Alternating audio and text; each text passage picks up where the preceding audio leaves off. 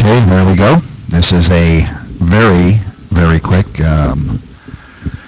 test of the new video server that we have. Hopefully everybody can hear me okay. Hold on one moment while I make some changes here.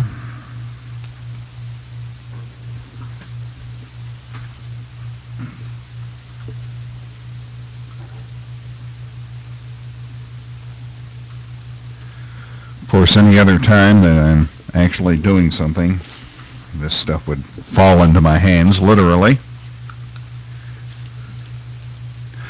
There we go. Now, let's see. Okay. Alrighty. That appears to be working. A little microphone there. The microphone sticking up out of this thing is, well, looks like a alien antenna, doesn't it? Okay, there we go. Now I'm just testing this particular setup for the next few minutes. Let me check the audio side, and the audio side appears to be doing pretty good. See, we have several servers here in the facilities, and one of the things that we are doing is we are attempting to get the stream as smooth as possible, which is what I'm going to do on another computer. Is I am going to, there we go, I am going to test, oops, now you're going to hear an echo. There we go, that's better. I am looking to see exactly how well this particular setup broadcasts. I see I am on a approximately 15-second delay. What else? That's about it for this particular test broadcast. I'm going to go ahead and do a live show tonight, a news and review show, if you will, including crucifixions, highlights of tomorrow's show, Tennessee sheriffs. What else are we going to do? Tennessee sheriffs. A 20,000-year-old landing strut, believe it or not. We are going to talk about the most unpopular government in 15 years. And now that the war on terror is over, they're stepping up the drone attacks on the, I guess, the people that are the enemies in the war on terror. Who the heck knows what's going on there? At any rate, that's what we're going to do at 7 o'clock. We're going to go ahead and do a broadcast then. And let me check and see what time it is. Well, it's 20 minutes after 6 Eastern Time. What I'm going to do is I'm going to go ahead and turn it over to the recorded broadcast again. And we'll see what happens at 7 o'clock, whether or not I can still get on the air. But it certainly appears that this new broadcasting system is working substantially better than the old one. So I'll be back at 7 o'clock. In the meantime, you can watch the show that we did on Tuesday night with Stephen Gallup.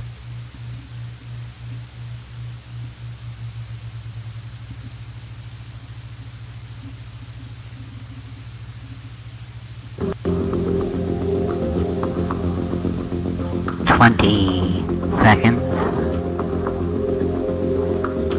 15 seconds. 10 seconds. 5, 4, 3, 2, 1. In your face, all over the place. We're online 24/7. 24/7. You're listening to the hottest internet station. From beautiful Saline in southeastern Michigan. Around the world at SunskyMysteries.com. This is the 2009 Top 10 Webcam in the World winner. This is SETV. Well, good evening, everybody. Bill Zam here. Welcome to our weekly Tuesday night interview show. We're so happy to see so many of you here with us. And if you are watching on the YouTube channel after this gets uploaded to YouTube, we thank you for watching. You will be greatly rewarded tonight. Tonight, our special guest is a gentleman who has written a book. The name of the book is What About the Boy? A Father's Pledge to His Disabled Son. I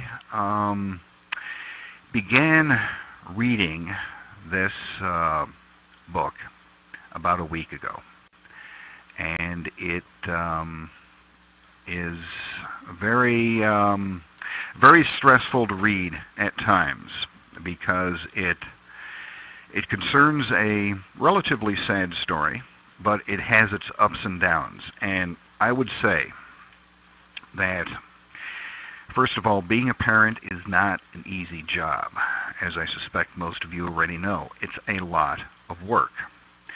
Now, what would you do if your child, your first child, wasn't normal? What would you do? What would you be prepared to do for your child? Well, tonight, we are going to meet somebody who came into that situation. His name is Steve Gallup, and he is on the line right now. Steve, how are you doing tonight? I'm doing fine. Thank you so much for having me on, Bill. Yes. It has been, I was telling Steve before the show that it's been a roller coaster ride for me reading this book. It was a book, I mean, simply because I'm just a sensitive kind of a guy. It was a book that I could only read a chapter or two at a time, and I'd had to walk away from it to decompress for a while, because the way you wrote it, Steve, it grabs the reader and it sucks you into your life and to your family. Is that what you intended from the beginning, that it would have that type of an effect on the reader? I would say that if you are experiencing that the book is a success, because, well, let me tell you, I wrote this over a great long period of time, and towards the end I participated in a critique group with other writers, and a lot of people who read the manuscript said I was too removed, because I'm sort of a technical sort of person. I approached my problems in a scientific way, I thought. I tried to be rational, and they said there's not enough emotion here. So if I managed to put enough emotion in to have that effect on you, then I guess I did what I was supposed to do. And for those of you on the video side, I have just brought up a picture of our guest, substantially older than the photographs that are in the book, because apparently the first part of the book and the childhood of your son was... No, that was in the 1980s. That was in the 1980s. His name is Joseph, and how soon after he was born did you realize that there was an issue with him? Well, let's see. I guess it was, well, the hospital spotted something pretty quickly because they wouldn't let us take him home. Mm-hmm. They said that they said he had an irritable cry, which is a term that apparently had some significance for them. He was spitting up a lot. He wasn't able to keep his food down. They said they just wanted to keep him for a couple weeks for observation. And just to be on the safe side, they gave him an IV of an antibiotic. So he was in the hospital for 2 weeks. And to be honest with you, I mean, I guess a lot of people would have been stressed out by that, but we thought that was okay. I in particular did, because I felt so inadequate to the task of raising a child. I didn't think I had any smarts at all when it came to being a father, and I thought the longer he's in the hands of these experts, the better. Be that as it may, they never found, well, they did find a structural anomaly with his brain with a CAT scan, but they didn't say that that necessarily meant anything. And they sent him home with us, and within a very few weeks, he was crying all the time and writhing about, thrashing about, and continuing to not keep his food down. So we were aware almost from the get-go that something was wrong, but we didn't have a name for it. And folks, I have a suggestion for everybody that's listening and watching to this. You need to read this book because, frankly, I don't think one set of parents in a million would go through what Steve and his wife did in raising and helping Joseph.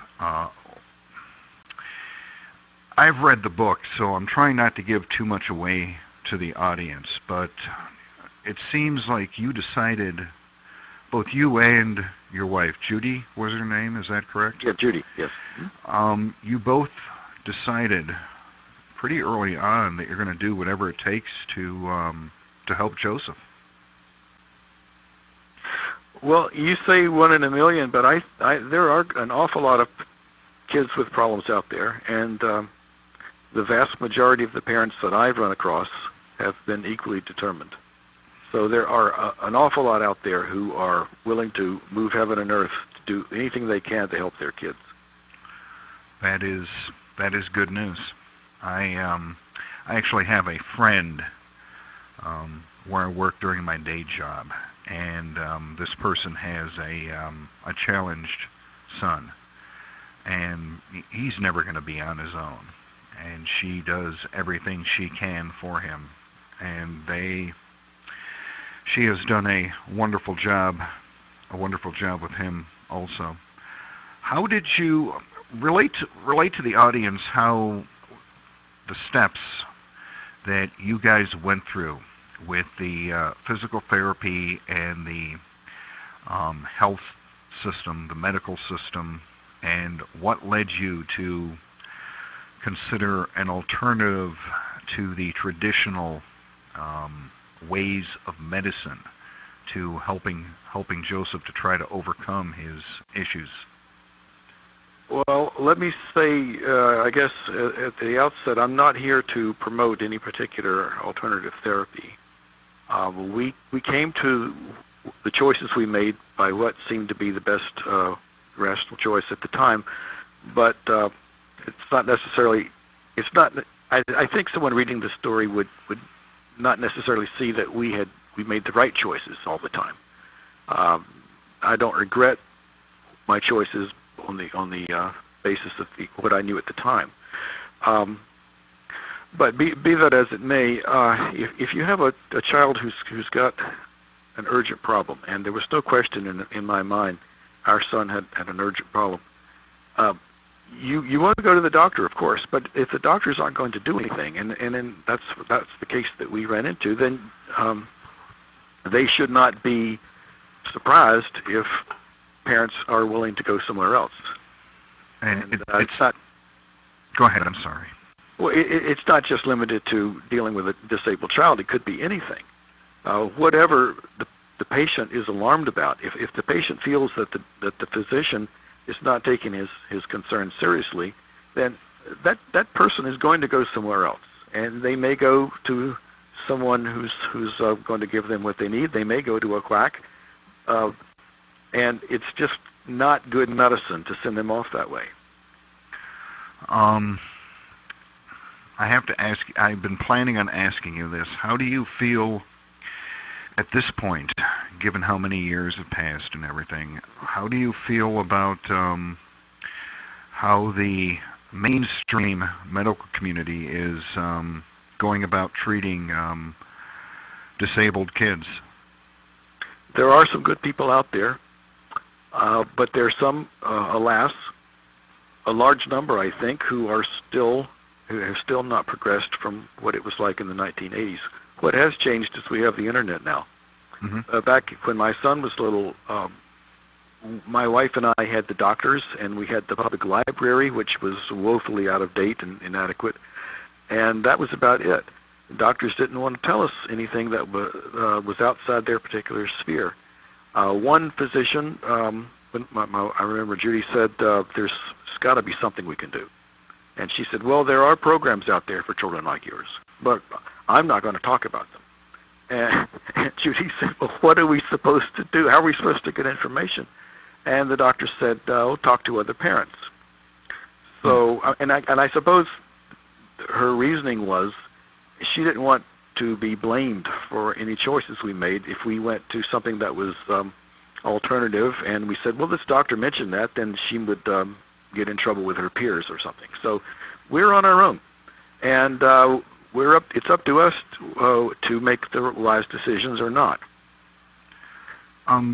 Do you think the medical professionals, and this kind of goes out of the scope of the book a little bit, do you think the medical professionals are afraid of the legal consequences if they send you someplace, make a suggestion, and it doesn't work out? It could be legal, or it could just be their own professional reputation. It opens up a can of worms when you, well, first of all, in the case of almost any developmental disability, the available treatments are almost uniformly not covered by insurance. They're almost uniformly controversial, and there are exceptions perhaps, but I mean, if you do get insurance coverage, it's a battle. And the doctor who sends you on to something like that is going to to complicate his life. Mm-hmm. And I don't think they want that. I was giving a talk to a group of parents of disabled kids a while back, and this subject came up, and there was a father in the crowd who was a doctor himself, and he said, one reason doctors don't want to even tell you there's a problem with your child is then they'd be required to do something. And they don't know what to do. They've got a waiting room full of people out there. They have other things on their plate. That is... It sounds rough. That is sad. That is... Well, it's not an indictment of everybody. As I say, there are some good ones. But you got to find the good ones, you know. Yeah. I will say this from personal experience. I have had both good doctors and I've had bad doctors. And the internist that I have now, he's in Ann Arbor, Michigan. He is a absolutely splendid doctor, and he will help you find alternatives to mainstream medication and medicines. He's more than willing to go out on a limb a little bit for his patients. Wonderful. So I have to believe, given the time frame back in the 1980s, that probably had a lot to do with it, because everybody was so freaking lawsuit happy back then. I mean, they would maybe they still are. I don't really know. I guess. Yeah. It's still a risk. Yes, I imagine it still is a risk. When I first started getting ready for the show, I had no idea what questions to ask you. So I think we should start probably at the beginning, because one thing that I found absolutely fascinating, and it really warmed my heart, I think it was one of the best parts of the book. When you first started doing what is called patterning, and you lived in your condominium, and you made a sign that requested help. Tell us about that. Actually, it was a letter. Well, maybe there was a sign too, but we wrote a letter and made a bunch of copies, and we actually mailed it. There were about 260 units in that condominium complex, and we mailed it to everybody. And we didn't really know what to expect, but you see, we needed a third person to help us with this particular kind of therapy. The two of us couldn't do it just ourselves. And we didn't have any relatives. I mean, we did. But our relatives were on the other side of the country. We had recently moved to San Diego from Virginia. And we hadn't had time to make a lot of friends before this happened. So we just had to add some people. And we mailed this thing out, and we had a terrific response. One lady opened up her mailbox, read the letter standing out there in the street, and walked straight to our house and said, "Tell me what to do." And these people became like family to us. Some of them I'm still in touch with all these years later.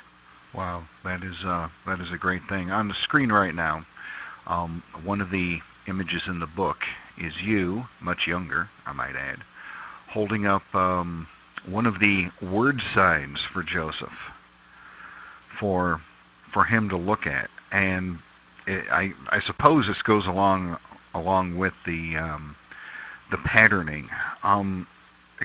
Explain to the listeners and to the viewers exactly what the patterning and the word cards are all about, because I mean, presumably not everybody that's watching is going to buy the book, and they may come across this type of situation in their own lives, as well. I mean, they may have a child at some point that needs this type of help. So go through the process of this, the patterning exercises and the word cards.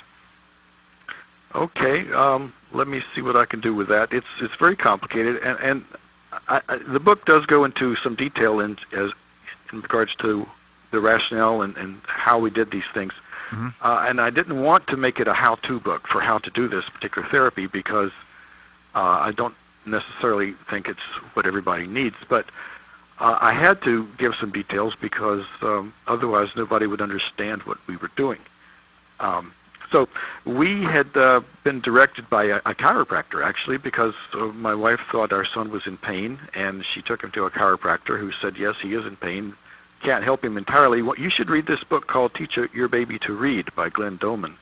And my wife says, well, golly, I'm sure teaching a kid to read is all very well, but I don't think that's what we need to be dealing with. And she said, just read the book. So we got the book, read it, and I found out that the guy who wrote it had a place in Philadelphia where they not only teach kids to read, but they work with kids who have brain injuries.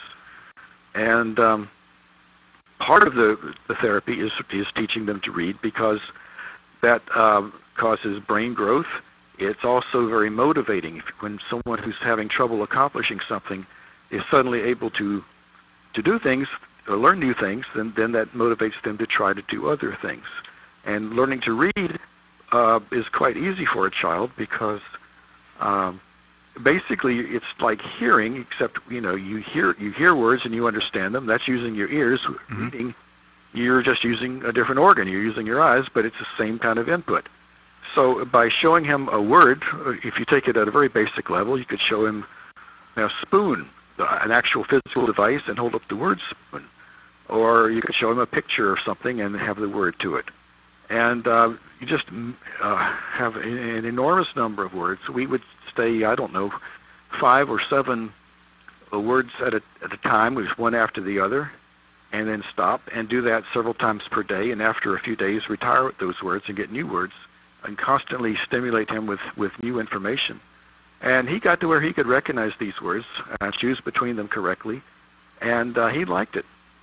The first time that he recognized a word, it came across in the book as a absolutely wonderful moment for you.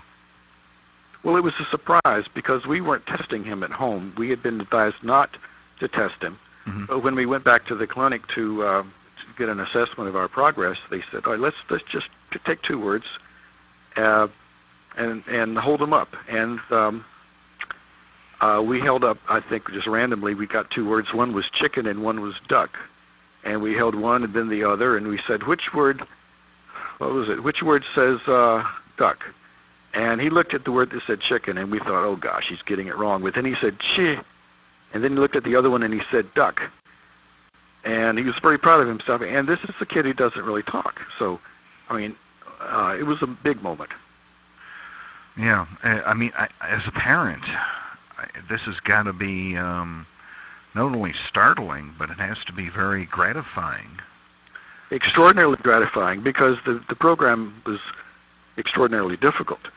And to find out that it's actually accomplishing something is wonderful. Yes. You said earlier that you weren't evangelizing or advertising any one particular methodology or anything like that. And I got to the point where you started talking about the clinic in Pennsylvania, and I thought, oh no, this is going to turn into a great big advertisement. But I was wrong. I wanted to make sure I made that clear. I was wrong about that. It might have been that if everything had just gone hunky-dory, but we were with them for more than 4 years, and during that time we had opportunity to butt heads with them and to see reasons why they were a little bit on the dogmatic side, more than a little bit perhaps would be a more accurate statement. That came through. In fact, you might call it a cult. So I would not be doing an honest treatment of the story if I did not show all sides of the experience. Yes, I didn't want to bring up the C word because it also struck me as that, but it seems like the Institute is doing extremely valuable work. Are they still in existence, or are they still doing the same work? They have a website. It's the Institutes for the Achievement of Human Potential. At the time we were there, they had a number of imitation outfits around the country who do something similar. Of course, they always said that these were imitators, and they had a watered-down process that wasn't as good. So there's competition. I presume the imitators are still in business as well, but certainly the Institute is. And the process actually works. Well, I won't say it works for everybody. It helped us. It didn't take us all the way to wellness. Total wellness was held up as the goal. And I do believe in swinging for the fences. Let me make that point. I think, when you've got a challenge like this, it's a wonderful thing to embrace it and, see what you can accomplish. It's mentally satisfying. That's the upside of the whole thing. But there's a downside too, and it can be exhausting. You can find yourself alienated from the rest of the world, and then you have to dig yourself out of that hole when you realize it. How were you? I think it comes through in the book. How were you and Judy able to cope with the alienation? Now, you had that good support group of people that were helping you with the exercises, but as far as the rest of it goes, how did your relationships recover, and which ones suffered? Well, I suppose there were people who were friends before this all started who dropped out of our lives completely. Family members who were not fully on board with us just did not stay close during the time that this was going on, but we have since recovered, and we're in touch, and we're friends now. I suppose the worst thing about the alienation was just we were, when you are listening to one source for your information, and that source tells you that everybody else is out to lunch. To the extent that you believe them, you are depriving yourself of possibly valuable information or possibly new developments that are coming along from another source. So after we had parted company from the Institutes, I heard about a guy up in Los Angeles who had something totally different to offer that might have helped our son, but it was pretty late in the game by then. Our son was past the age when that would have been most helpful. So that was the cost of that sort of thing. So tell us some more about the Institute and the fellow behind it. You describe him pretty good in the book, and meeting him for the first time. I forget his name. I think the last name was Dolman? Dolman, yes. He's quite elderly now. I think he's pretty much handed over the control of that outfit to his son and his daughter. It's sort of a family organization. Mm-hmm. But he was a very charismatic, larger-than-life figure, and he could stand up and he would give these lectures to an amphitheater full of parents who had traveled from all over the world. We had people there from just about every country who came twice a year to get information. And he would inspire us. He really knew how to. He was a good orator, and that's really what fired people up to go back and deal with skeptics and so forth back at home. And how, reading the book, you have an incredible grasp of the conversations and the events as they happened. Did you start writing the book as soon as he was born, or kept a journal? I was journaling. I had no anticipation that that this would ever be published as a book. I was writing for my own benefit because I started right at the beginning because I was just so confused. You have a person in your family with some strange, unexplained problem, and you take him to the doctors, and the doctors aren't helping you. That's confusing. At least it was confusing for me. I perhaps expected more from the doctors than was reasonable. But be that as it may, yes, I was writing notes, I was journaling, and I also, throughout my career, I've been a terrific note taker. I learned that in college. So in a lecture, I took splendid notes. If he cleared his throat, I would I would write just kidding. But I got everything down. So when the time came to actually put this together into a book, there's no question about relying on memory. I had the facts. The name of the book is What About the Boy? A Father's Pledge to His Disabled Son by Stephen Gallup. It is available at Amazon, and I imagine most of the stores that you purchase books in. I also am a fellow note taker. I am constantly driving my wife nuts, I am sure, though she's never mentioned it, with all the little snippets of paper and notebooks laying around the house that I write in constantly.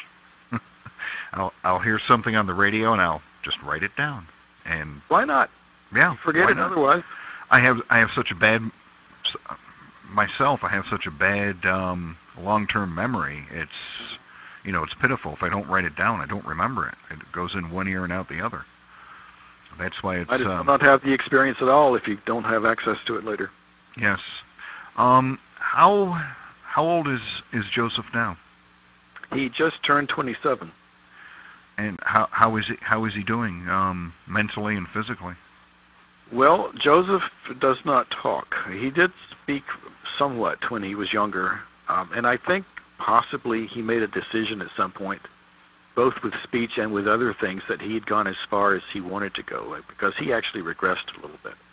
But at this point, he does not live at home, but he does not live independently either. He's in a residential situation with about 3 or 4 other guys his age who also are disabled, and there's a staff there. There's a nurse in charge. Mm-hmm. He spends his days at a sheltered environment where he has little tasks he can take care of, keeps him engaged, rides a bus to and from, and I bring him home at least one weekend a month to be with the family. That sounds like an excellent situation. And he's I would guess sort of out on his own, functioning as much of an adult in the world as he can. Does he have a job? Does he do work, or is that completely out of the question? Well, it's not actually constructive employment. I mean, if they want him to shred some papers, he can do that sort of thing. Mm-hmm. But it's not actually a job. He has in the past picked up trash in the park and that kind of thing. What are his talents? What are his strengths? Well, it's hard to say. He's really he's afflicted by sensory problems. One thing Glenn Doman at the Institute talked about that I think was absolutely right was people who have these kinds of developmental problems, the problem acts as sort of a barrier.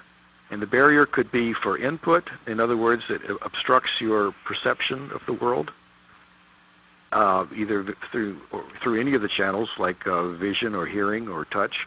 And it can also interfere with output, such as mobility and speech. And I think he's affected in all aspects, although we certainly overcame his mobility issues. That was our biggest triumph.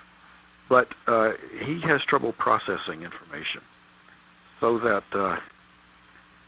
he tends to persevere with certain activities that, well, for someone who knows what autism is, they'd call it stimming, self-stimulation. He might hold a piece of paper by the corner and feel the weight of it fall to one side of his hand and then kind of flip it so it goes to the other side. And there's something about the way the weight transfers that means something to him. So he can get lost in doing that. That actually sounds pretty cerebral. Well, who knows? I really would give a lot to get inside his head and understand what he's experiencing.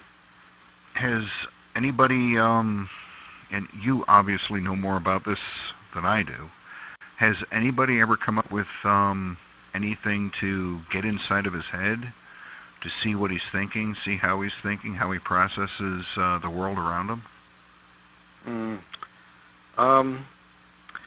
Well, there are kinds of brain scans that can be done, which can show what parts of the brain are more active than others, and that's something I've considered doing. I haven't yet because I question whether or not the information would justify at this point, the trouble and the expense. I just don't know. I mean, perhaps you could accomplish just as much via intuition. I just don't really know. I mean, there's a lot I don't know about this, and I'm still pursuing it. I had a conversation with his doctor about it yesterday about what is sensible to do at this point in terms of pursuing an understanding. On the screen for the folks on the video side for a little while here, I have had a photograph of the baby Joseph when he was younger in his anti-rolling over harness. And Judy came up with that, didn't she? She did. We had read about something. Well, first of all, he was determined to lie on his back all the time when he was an infant. And if you put him on his tummy, he would flip over. And we had read that kids don't learn anything about mobility when they're lying on their back. If you wanted to progress to crawling and to everything that comes after crawling, you've got to get him on his tummy. And so the only way to do that and to keep him there is they said there was an anti-roll device. Well, we didn't know what an anti-roll device was until we got to the institutes, and we had an appointment several months off in the future. So she invented her own, which basically amounted to a part of a styrofoam swim ring, which she cut, and she sewed it into a sort of a tube or a sleeve that was sewed onto the back of a vest that he wore.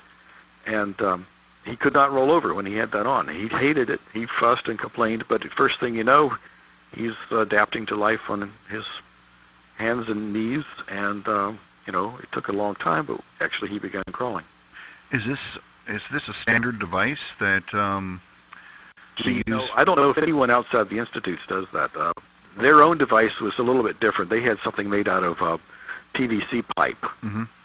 So ours was a different design, which probably was even better because it didn't go out as far from his body. It was easier to get through doorways without getting stuck.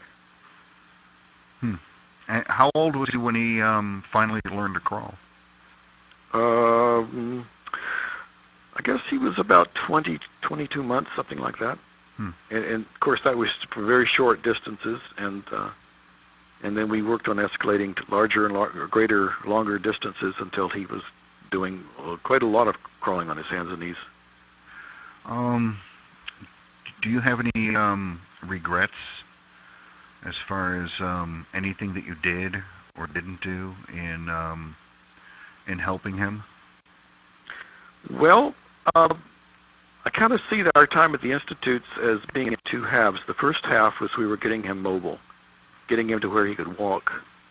And that took him until he was 39 months old. And then we took a little break, and then we came back, and the focus changed to getting him to do other things, including talking. And the second phase was not productive. We kept telling ourselves it was, but it wasn't. And I think, in retrospect, we might have left the institute at that point without losing too much, and done something else, such as there's something called applied behavior analysis, which was very much in vogue at the time, although we hadn't heard about it because we were so much focused on what we were doing. Right. That might have helped. Everything I did, everything I heard about that seemed at all likely to be any good, I did it. So I don't have the regret of passing up something. And I recommend that. I really do think if there's a reason, I don't believe in leaving stones unturned, in other words. Exploring all the possibilities. Yes, and we did explore, and we made some wrong turns. We wasted a good deal of money, but at least I'm not kicking myself for passing up something that might have worked. Now, I saw in the book that, and you don't have to talk about this if you don't want to, it might be a sensitive subject, that you started going back to church with your wife. Well, yes, we did. You're the first person who has asked about that. I think it's such a sensitive subject, people don't want to. Well, we're a Christian show, so... Okay, well, Scripture had a lot to say about how to bear up when the going gets tough. And there are various responses. One response is to say, like the Old Testament prophet, how does it go? Although all about me may be turned into destruction and despair, yet I will rejoice in my God. In other words, laying down the burden and the baggage that we carry. But there are other ways of looking at Scripture, in which Scripture is pretty explicit about saying that bring your requests to God, and your the prayer of a righteous man avails much, and asking you shall receive. We were prompted to do this by my wife's sister, who kept saying, you shouldn't have this much trouble getting your son to where he needs to be. I think you're just going about this wrong. Why don't you ask God to help you? So actually, there's a part later on in the book where we trade what could be called one cult for another. We're under the sway of these people who are saying that all these problems are insignificant and can all be conquered through prayer. And that's not very realistic either, we discovered. So I'm trying to what I'm trying to get at is, and this is more for the audience, as I think as well for you too, that I feel when I was reading the book, it was sort of a paradigm shift in my mind that occurred once I got into the book and became involved with your family, because the book is written in such a way you really become involved. I think one of the true talents that you have when you wrote that book is you give just enough information so that the person's imagination can fill in the gaps in what you're conveying. In other words, you can transpose your own feelings into your narrative. Is that how you intended the book to be? I'm glad to hear you say that.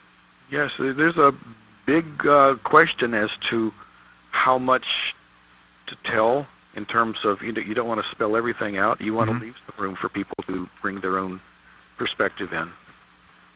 So if you feel that way, then I'm very glad. Yes, I think I think other readers, if people read this book, and I can't recommend it highly enough. It'll be painful in some parts, but the rewards of reading it, I think, are. To me, it's your book is a story of triumph, of overcoming life's difficulties, and doing and making decisions that you feel are correct. Did you, when you were raising Joseph and you were going through all the problems, did you ever waffle or vacillate over the decisions you were making? I don't recall waffling or vacillating, unless we were in doubt as to what to do. Mm-hmm. We were. Our attitude was problems were not to be endured, but they were to be solved, and we were determined to solve them if we possibly could. Now, that's not necessarily always the wisest attitude to have. Life does bring difficulties to us all. There is no shortage of adversity, and anybody who's has no serious problems right now, I don't mean to bring you down, but there's troubles on the way. It's probably it's on the off ramp from the freeway right now. We all run into these things. And maybe it's not a disabled child, but there's something.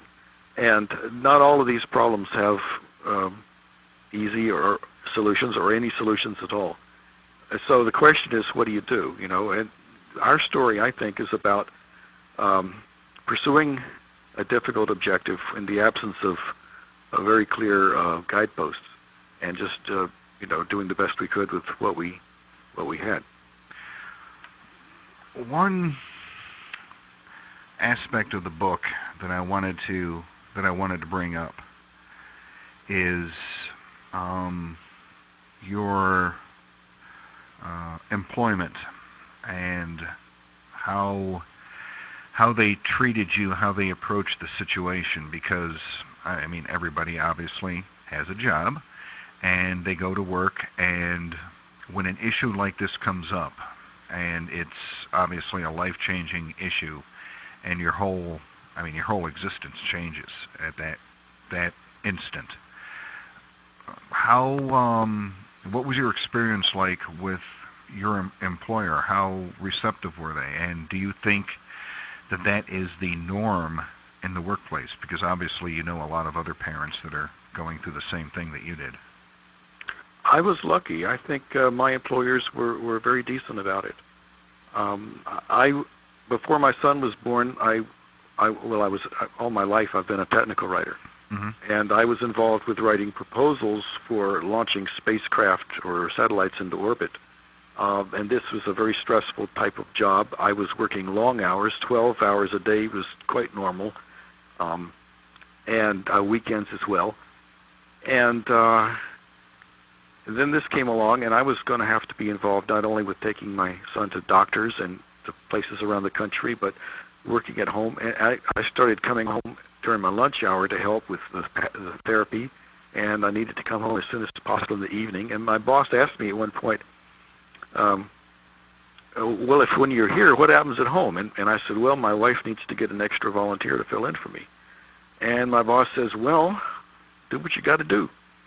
And somehow I found myself not working a lot, long hours so much anymore.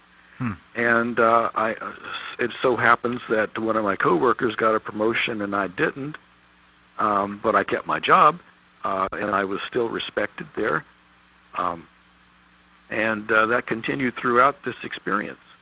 So it may have held back my career path, but on the other hand, it's a choice I would gladly make. And so again, I've been lucky, but somebody else at another line of work may not be. I think there's some situations where that would not be tolerated.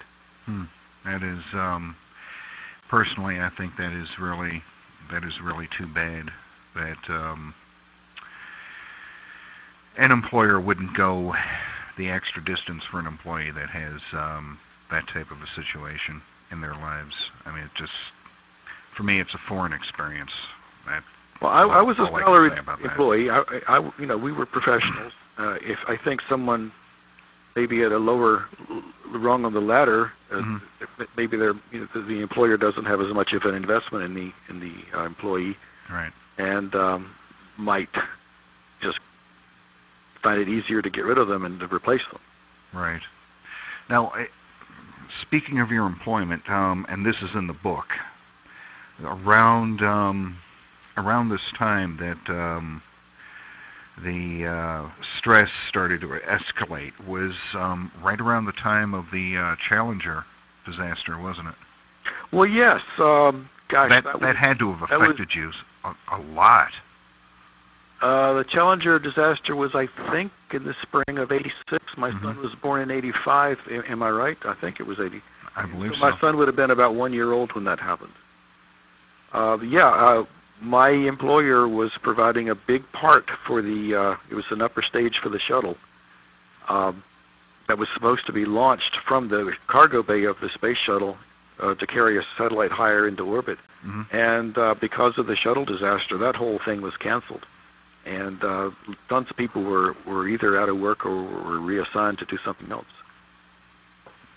That had to have added a lot of stress. How did you how did you handle the stress? Do you think you handled the stress okay? I mean, were there any physical aspects of the stress that popped up when all this was going on? I think I've handled stress reasonably well, although I may have internalized it. Mhm. I think I did reasonably well. Other people might say otherwise. I tend to hunker down under stress and to just put my nose to the grindstone and not. There aren't a lot of histrionics on my part. That's just my way. Stoic, I guess you'd call it. Yeah. My wife, over time, I think the stress affected her in that she became very ill. She got cancer. Oh. And I mean, you can't always say that. Cancer supposedly has a genetic basis, but I think that there's a case to be made for stress or lifestyle affecting your susceptibility, and I personally believe that the stress caused her to be sick. Yes, stress, unrelenting stress can do that. That is something that I am relatively familiar with in my life, having unrelenting stress of a family member that causes issues. I wanted to ask you one last question before we go, and that would be, what advice would you give other parents that find themselves in the same situation? You're talking to other parents now, and they have just discovered that there's a problem with their child. What would you say to these new parents? I mean, obviously they're young people, and they probably didn't consider that the child may be disabled. What would you say to them? And take as long as you want to. I mean, just tell them what you think. What's your best advice for them? Sure. I want to mention again that the book I wrote is not intended to be instructional. Mm-hmm. It's not a how-to. It's a memoir. It's a story. But having said that, sure, I could not have lived through this experience without drawing some conclusions. And the first one is that a child who is disabled, first and foremost, is still a child. Now, I know that sounds like a bromide, but like other well-worn bits of, quote, good advice, such as eat well, get enough sleep, and so on, it sounds familiar for a reason. And I know from experience, it's all too easy to forget the obvious stuff. all kids need to be treated as kids. What I'm recommending comes most easily if you're dealing with an apple-cheeked youngster who says cute things and gives you lots of great feedback. But on the other hand, a child with problems that make him less than cuddly or responsive, that child may inspire enthusiasm on your part for finding professional help, and that's great. However, he also desperately needs to be told right now, repeatedly, in every way, that he's loved and cherished. And kids who give you no eye contact or who are rigid or combative, they need this reassurance at least as much as anyone else. There's a part in my book where Joseph, that's my son, gave me the feedback to make me realize that I'd been too focused on trying to solve a problem for him and not remembering to be a daddy. That's one tip. Another one would be trust your doctor, but be prepared to think for yourself. As we've been saying, we found other doctors who confirmed what we knew, that our son had significant problems. But this was after his pediatrician and others had been telling us, well, they said, all parents worry. Of course you're worried. You're going to keep on worrying until he grows up and starts his first job and so forth. You just got to control it. Don't worry too much. Well, I agree that worry itself is not helpful. But the best remedy for worry is knowing that the potential areas of concern have either been ruled out or adequately addressed. So if your doctor is not taking your problem seriously, you need to consider somebody else, I think. Mm-hmm. Another important tip would be don't let your heart betray your mind. And I arrived at that conclusion gradually over a period of years. You see, Judy and I attempted a great many different ways to help our son improve. Some of those interventions made more sense than others. Some definitely helped more than others. But, if you wanted to believe in it, just about anything that was presented could make sense. Do you see where I'm going with this? Mm-hmm. Shakespeare, what did he say? The wish is father to the thought, which means, you want something to be true, so you're going to justify whatever you hear that reinforces that. Yeah, I think we all know people like that. I know a lot of people like that justify what they think mm-hmm. should be true. Grasping at straws, essentially. Yeah, sure. We look for things that reinforce our wishes. Well, seeing our son get better was the most important thing in the world to us. Yeah. So if someone came along and said confidently that he was the one who knew how to solve the problem, in a case like that, there's a strong temptation to trust him. And we trusted some people who essentially were crooks. Now, that's not to say, please listen, that's not to say that all alternative providers are crooks. They aren't. But when you decide to put your faith in somebody because you want to believe in what he says, when deep down your mind is raising flags, that's not going to do you any good. So you need to listen to your mind as well as your heart, is what you're saying. That's the point, yes, sir. Yes. Well, Steve, I appreciate you coming on the show. I think this was a very, very rewarding interview, and I think when this gets up on YouTube and more people watch it, I think that it will help a lot of people, and I think that's important. And I wanted to say that as I was reading your book, something, and I'm not sure what it is yet, something, some kind of a circuit or a switch clicked in my mind, and my way of thinking or my emotions changed just a little bit while I was reading the book, and I can't put my finger on it yet, on what it is, but that's something that I'm working on right now. I mean, I'm not used to this type of an emotional roller coaster when I read a memoir or an autobiography. Maybe it's just because I'm just a very I just feel other people's pain so much. But I really appreciate you writing the book, sir. Well, it's very gratifying to hear you say that. Thank you. Yeah, and if you were here, I'd give you a big hug. Well, maybe I should go and get that hug. We live in southeastern Michigan. You can come at any time. You've got the phone number. I'll give you the address. Okay. You can come on over for a barbecue and hang out for a while. That would be great. Yes.